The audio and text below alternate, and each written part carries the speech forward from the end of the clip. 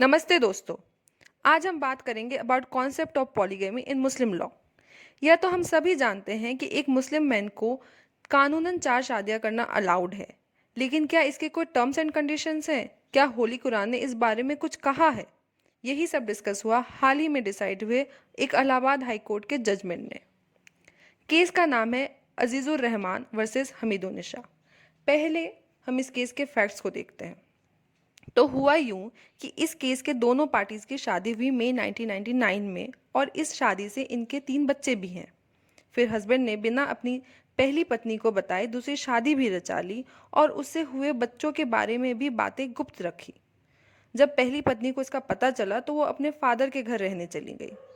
इस पर हस्बैंड ने फैमिली कोर्ट में रेस्टिट्यूशन ऑफ कॉन्जुगल राइट्स यानी दाम्पत्य अधिकारों के पुनर्स्थापन का केस किया। सीधी भाषा में बोले तो उसे अपने घर वापस लाने के लिए एक पिटीशन फाइल की। फैमिली कोर्ट ने इस पिटीशन को रिजेक्ट कर दिया और इस जजमेंट से नाखुश पति ने फिर इलाहाबाद हाईकोर्ट का दरवाजा खटखटाया। इलाहाबाद उच्च न्यायालय ने इस केस को डिसाइड करते हुए कुछ टिप्पणियां की।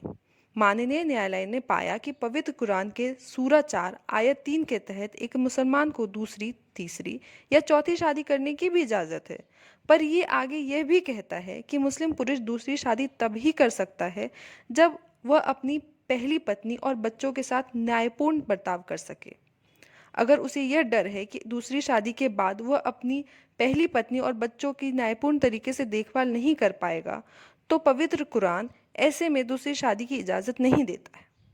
जस्टिस केसरवानी और जस्टिस राजेंद्र कुमार ने आगे यह भी कहा कि मुस्लिम लॉ पॉलीगैमी यानी बहु विवाह की इजाज़त तो देता है, पर उसे इनकरेज नहीं करता। ऑनरेबल कोर्ट ने इस अपील को डिसाइड करते हुए कहा कि दूसरी शादी करना और उस बात को पहली पत्नी से छुपाना यह एक तरह का क्रुएलिटी यानी क्रूरता है।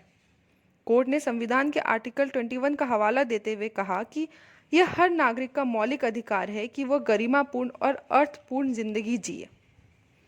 इस केस के तथ्यों के मद्देनजर यह कोर्ट पहली पत्नी को उसके दाम्पत्य घर में वापसी करने के लिए बाध्य नहीं कर सकती है।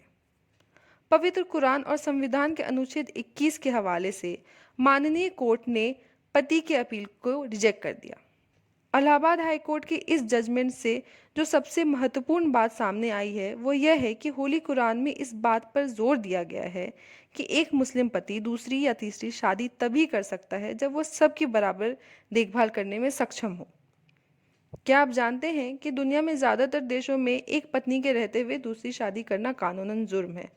लगभग 198 देशों में सिर्फ 58 देश ऐसे हैं जहां इसकी इजाज़त है और इनमें से कुछ देश ऐसे हैं जहां इसकी इजाज़त सिर्फ मुस्लिम पुरुषों को है, जिसमें से हमारे देश भारत के साथ सिंगापुर और फिलीपींस भी शामिल है।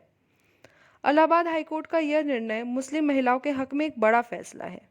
आपका क्या मानना है? आप अपने ओपिनियन हमें कमेंट करके ज़रूर बताएं। जय हिंद।